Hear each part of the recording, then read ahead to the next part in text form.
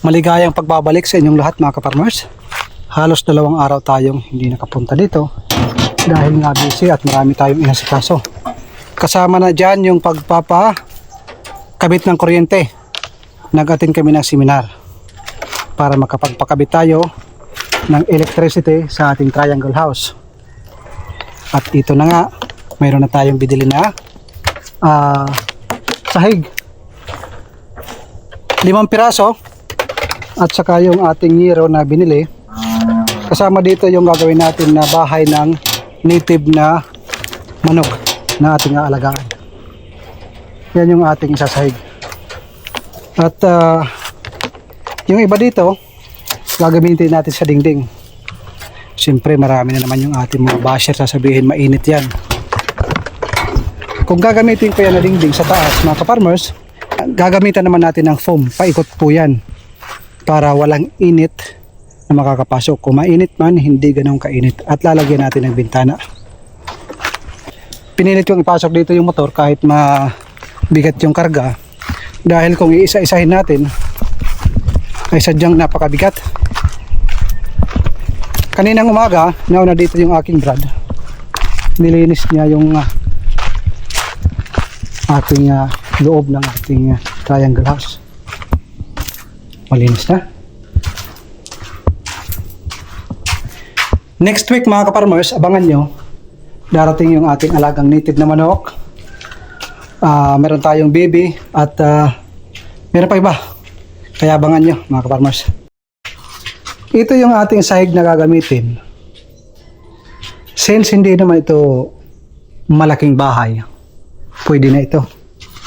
Sabi doon sa aking binilhan, pangbuhos lang daw ito.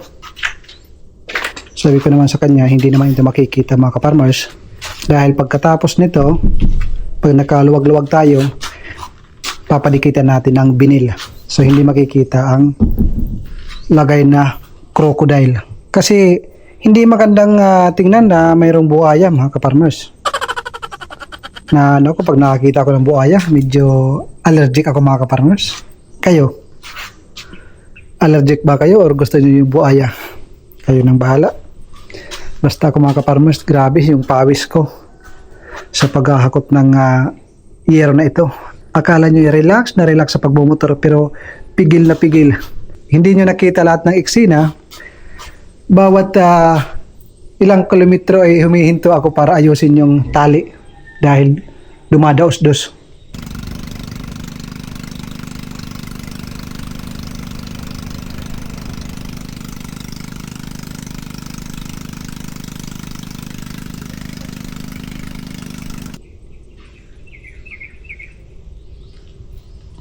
Bigat? Bigat? Ganda. Malakas to mga ka-farmers dahil 2 araw yan nagbakasyon. Mamaya, lagay natin sa taas. Tingnan ko kung mayroong kulang. 5 piraso, kasya? Kasya ito. Kasya no? Bumili din tayo ng 2 galvanized. Ayan, screen. 380 ang bawat isang piraso. Kasing lapad siya ng plywood. At saka 14 na yero. Yung manipis lang mga ka-farmers, okay na to. Ito yung pinakamura. 250. 8 feet. Yan o. Gagawin natin yan na dingding. Para sa akin mga ka-farmers, mas matibay yan kaysa sa plywood na manipis. Dahil ang plywood, pag nabasa, tumutuklap. Sa tibay, mas panalo to.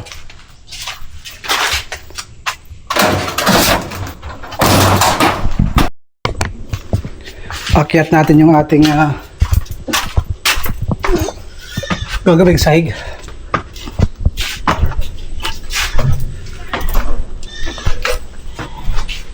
Sana kamasya. Pero sa tingin ko, kapusin mga ka-farmers. Kailangan subukan para malaman natin. Sige, Brad. Bukod na nga.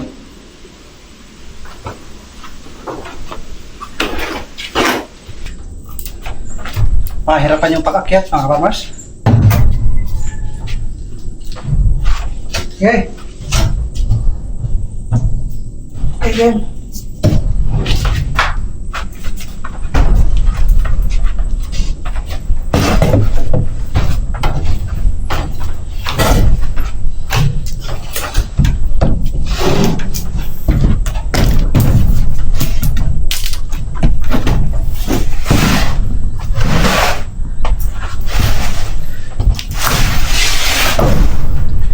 Sinukat ko yung 5, mga kaparmers. Kasya. Kung meron man sobra, ganyan lang.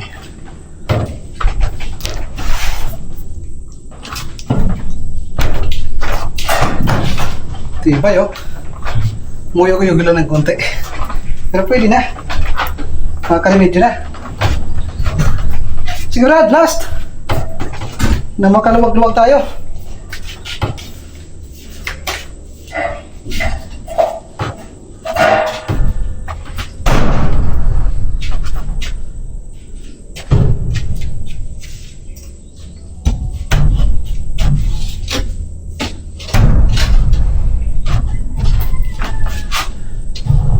Okay.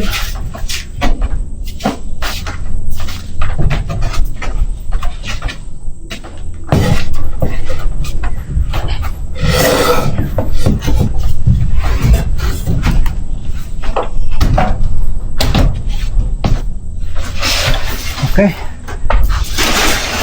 Tapos.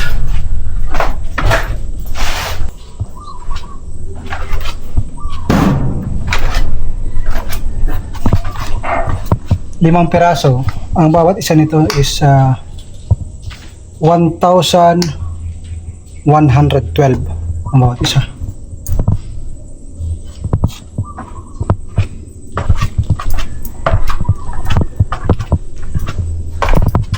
$6,600 ang ating nabayaran ngayon.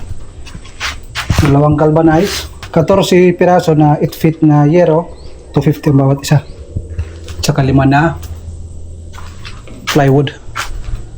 Nagpakuha ako ng kawayan, 100 piraso. Nandito sa likuran. Dito, mga kaparmers. Ayan o.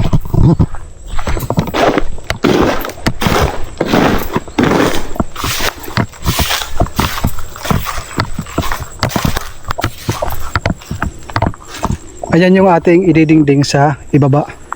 Native style ang kalalabasan. 100 piraso ito, mga kaparmers. Ang nandito pa lang is 36 pieces. So mayroon pa silang kulang na kayo nang bahala magbilang. Malalaki. Ang bili ko sa kanila is 15 pesos bawat isa. Bawat ganito. Sa tingin nyo, logi pa ba? Pero kagabi, kumuha ng pera sa akin. Sabi nila, pwede bang magdagdag ng 5 pesos? So, hindi naman tayo mahirap kausap. Pinagbigyan ko, mga kaparmers. Ano nga ba yung 5 pesos na idadagdag na makakatulong din sa kanila? Pero mayroon din akong hirit. Sabi ko, wala akong problema. Dadagdag ako ng 5 pesos. Basta papasobrahan nyo ako ng 10 piraso. Okay naman. So ayun, nagkasundo kami sa 20 pesos ang bawat isa. Sa inyo, mga kaparmers, magkano ba ang bawat isa na kawayan? Ganito kalaki. Imagine niyo yung aking kamay. Ganyan daw. May malaki, may ganito kalaki. Kuridas, 20 pesos. Sila na yung aking pinakuha kasi bawat tumadaan ako doon, meron naman silang oras. Sabi ko, baka pwedeng kunan nyo ako ng kawayan. Marami naman tayong mapagkukunan ng kawayan, kaso nga lang wala tayong oras sa pagkukuha at sa paghahakot. Yung kawayan natin, hindi ko pinapakuha yan dahil diyan ko ilalagay yung ating munting babuyan para hindi mainit. Maganda kasi pag mayroong kawayan, napakalamig sa puno, para hindi mainitan yung ating mga alaga. Balak ko, doon tayo maglalagay o magagawa ng kulungan ng ating native na manok. i-deliver ngayong Saturday. 28 piraso yun mga ka-farmers.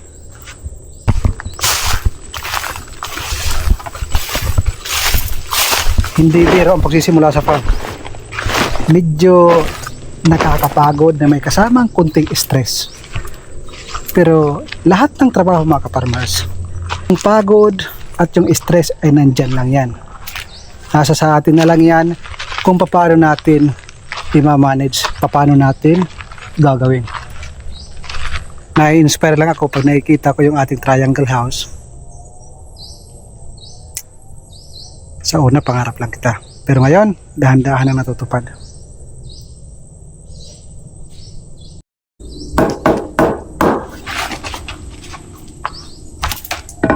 Ganda ng finishing.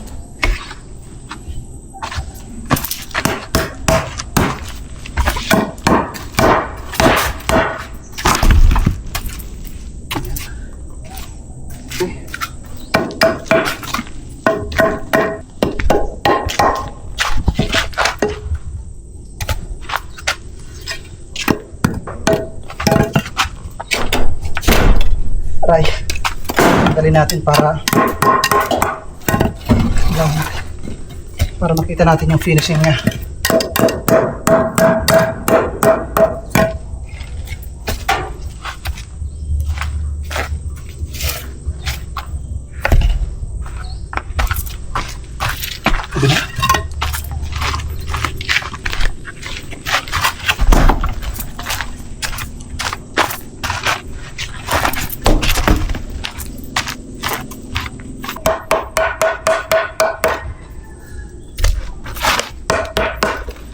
Ito yung ginawa ng brad ko na ewan ko kung anong tawag dito. Apakan daw to para hindi maging maputik ang paa. Sample lang ito mga ka-farmers dahil marami yung ating gagawin dito. Hoy! Bumigay ng isang hollow block, sayang.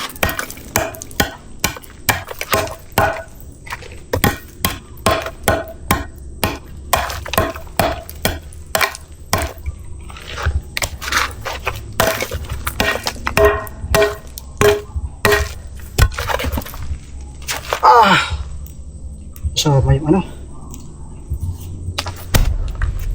sample lang ito mga ka-farmers. Kunwari gagawa tayo ng 100 na katito papunta doon sa entrance at papunta doon sa ating Jetmatic para yung ating paa ay hindi mapuputikan. Dito yung pintuan. May video na mga ka-farmers. Ganyan ay straight papunta doon. Ganda tingnan yan. Tapos mayroong draba nilalagyan at saka Carabao brush. Lagyan natin lang. Lalagyan natin ng landscape. Garahan mo!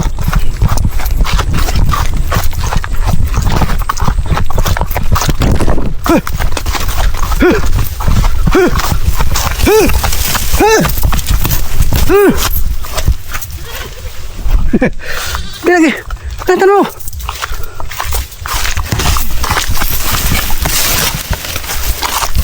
Piki! Pagutob! Try! Bumabas yung mga talim! Try!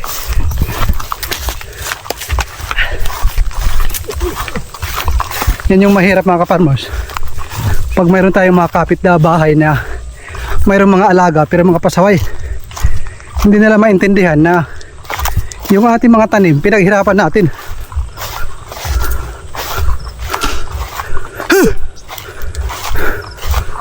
Ha?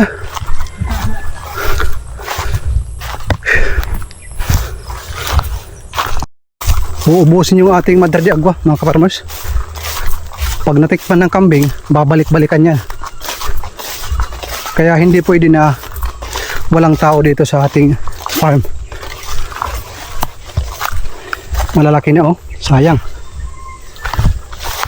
Buhay na itong ating mga Madre de Agua. Ayan ang lalaki.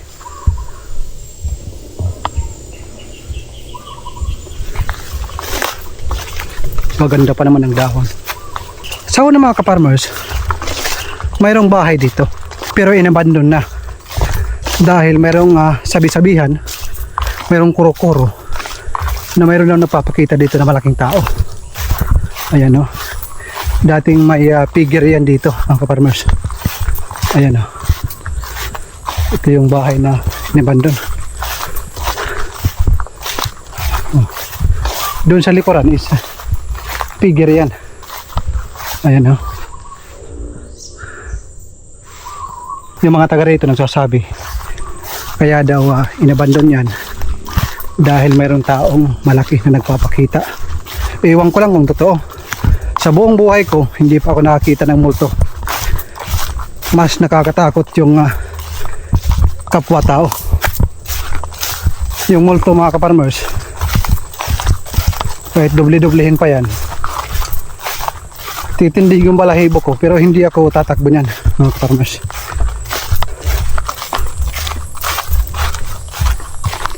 Yan yung ating coconut dwarf.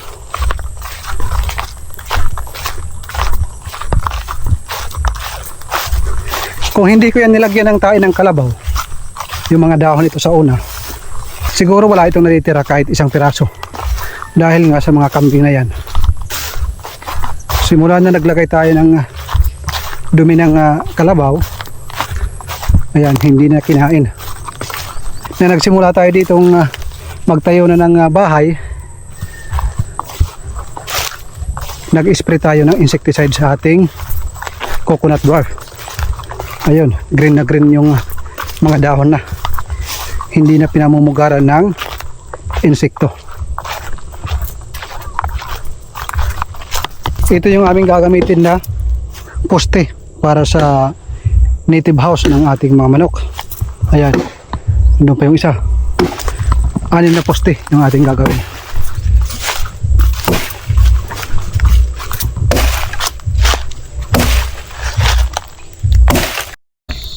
Uwi muna kami mga ka-farmers. Hapon na naman. Bukas yung ating gagawin, paglalagay ng sahig at dingding doon sa ating second floor. Diba no? Magandang araw ulit sa inyo at magandang buhay mga ka-farmers.